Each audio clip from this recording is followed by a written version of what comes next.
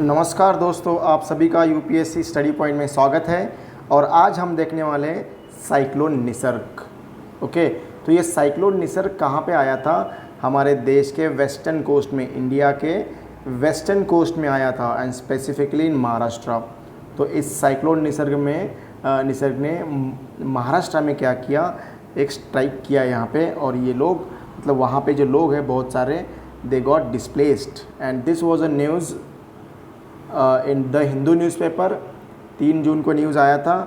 And आपको ये पता होगा कि यहाँ पे महाराष्ट्र के बाजू में गुजरात भी है, and which shifted over the 50,000 people from the low lying areas of the what it is the coastal districts. ठीक है, अब देखो आपको ये क्यों पढ़ना, यूपीएससी क्यों चाहता है कि आपसे ये साइक्लोन्स पढ़ें, क्यों चाहता होगा? Because yesterday we have seen the syllabus, और उस सिलेबस में geophysical and geoclimatic phenomena जो है उसमें साइक्लोन भी दिए गए हैं। तो हम इसका इन डिटेल देखने वाले हैं। बहुत सीखने को है, बहुत समझने को है। चलो तो हम आगे बढ़ते हैं दोस्तों।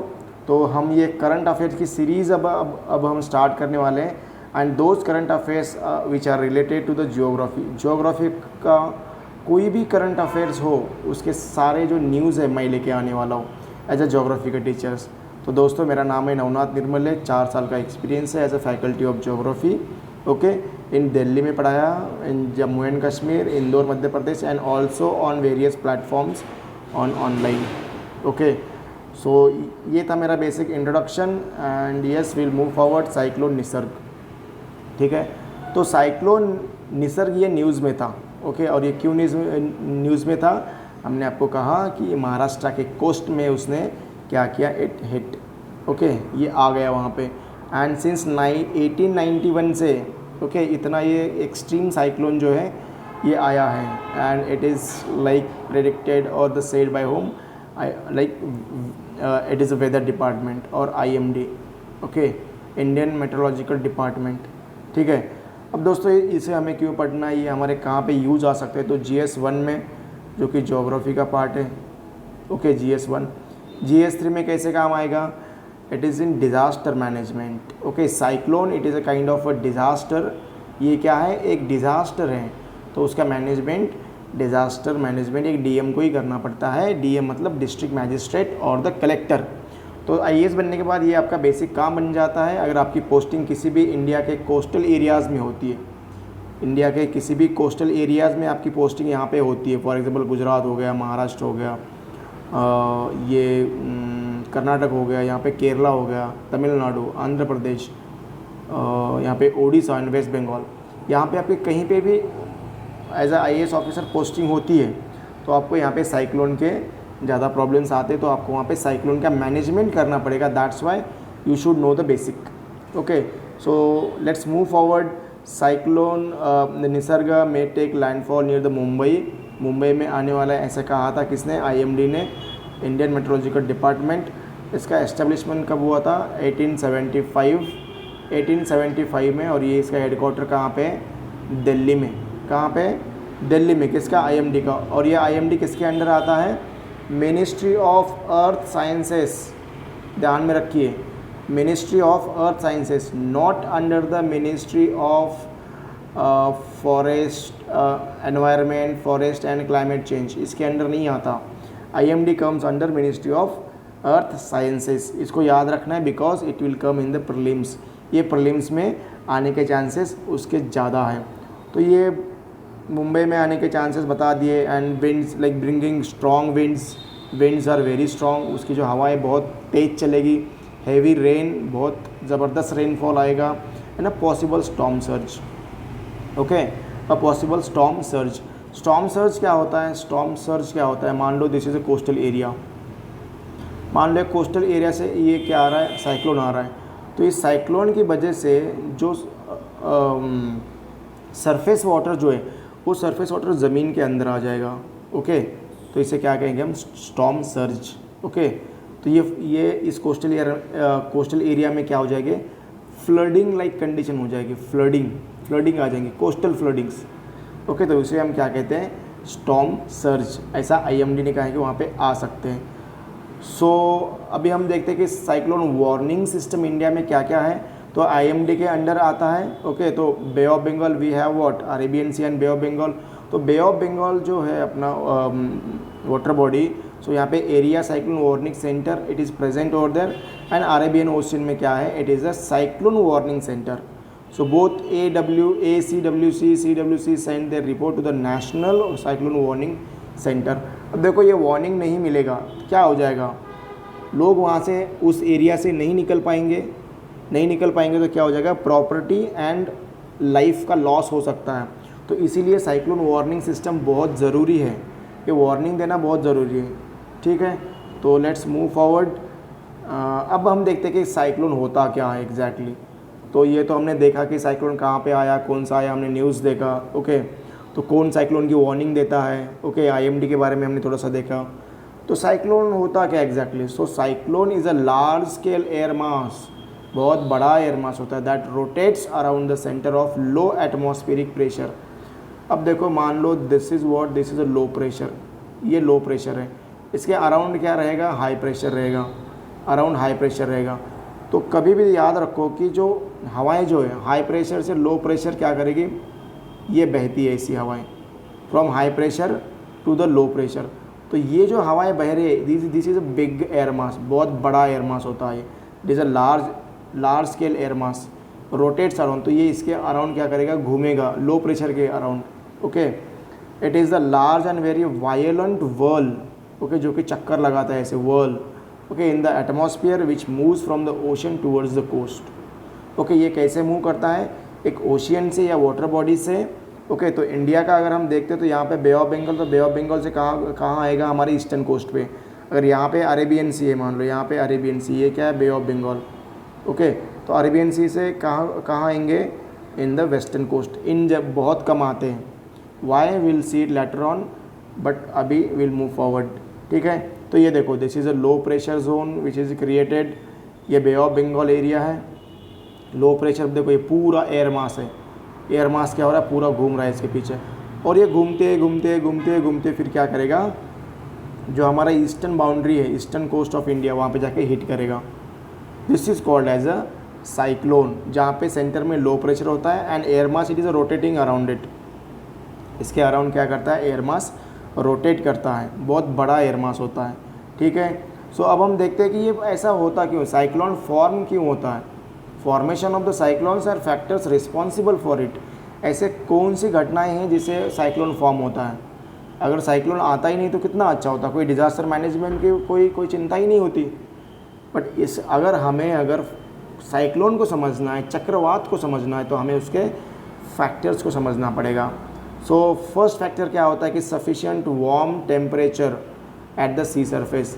मतलब क्या होता है, मान लो एक सी सरफेस है, तो सी सरफेस के ऊपर क्या होना चाहिए, मान लो दिस इज़ वाट, ये पानी है या दिस इज़ वाटर। ओके, तो दिस इज़ वाटर बॉडी, तो इसमें क्या होता है कि ये जो सी सरफेस है या वार्म वाटर सी सरफेस, ये सफिशिएंट होना चाहिए। और ये सफिशिएंट कितना होता है, minimum like greater than 27 degree Celsius, 27 degree से ऊपर होना चाहिए। ओके, दूसरा क्या है, एटमॉस्फेरिक स्टेबिलिटी। एटमॉस्फेरिक स्टेबिलिटी मतलब जो एटमॉस्फेयर है अपना वो स्टेबल नहीं होना चाहिए, इनस्टेबल होना चाहिए। अगर ये एटमॉस्फेयर स्टेबल रहेगा तो एयर का मूवमेंट नहीं होगा। अगर एटमॉस्फेयर इनस्टेबल है ऐसे, तो एयर मूवमेंट ऊपर जाएगा, तो यहाँ पे साइक्लोन बनने के चांसेस ज़्यादा होते हैं। So impact of like Coriolis force, so the low pressure can be develop. So Coriolis force it is important. Third factor it is the Coriolis force. अब ये कोरियोलिस फोर्स होता क्या है, अब देखो it is called as a false force, false और pseudo force. Okay, pseudo force, और ये this is created by what, rotation of the earth. ये रोटेशन के अर्थ की वजह से क्रिएट होता है, rotation of the earth. Okay, तो रोटेशन की वजह से क्रिएट होता है। ओके, बट ये क्या करता है कि जो मान लो ये हमारा अर्थ है, okay, this is the equator, this is the north hemisphere, this is the south hemisphere.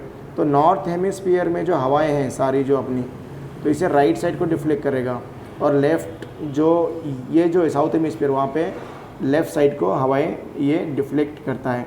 Winds are deflected to the right in the northern hemisphere and winds are deflected to the left side in the southern hemisphere because of the Coriolis force। तो ये होता है Coriolis force।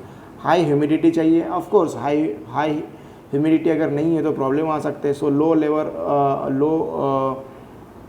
High humidity in the lower to the middle level of the atmosphere like troposphere. हमारे atmosphere में 4 layer होते हैं। Okay, यहाँ पे ट्रोपोस्फियर आएगा, यहाँ पे मेजोस्फियर आएगा, यहाँ पे यहाँ पे स्ट्रेटोस्फियर आएगा, यहाँ पे मेजोस्फियर आएगा और यहाँ पे आइनोस्फियर आएगा। ओके, तो लोअर मिडल लेवल में क्या होना चाहिए, हाई ह्यूमिडिटी होना चाहिए इन द ट्रोपोस्फियर। ये ट्रोपोस्फियर के क्या होना चाहिए, यहाँ पे ह्यूमिडिटी ज़्यादा होनी चाहिए।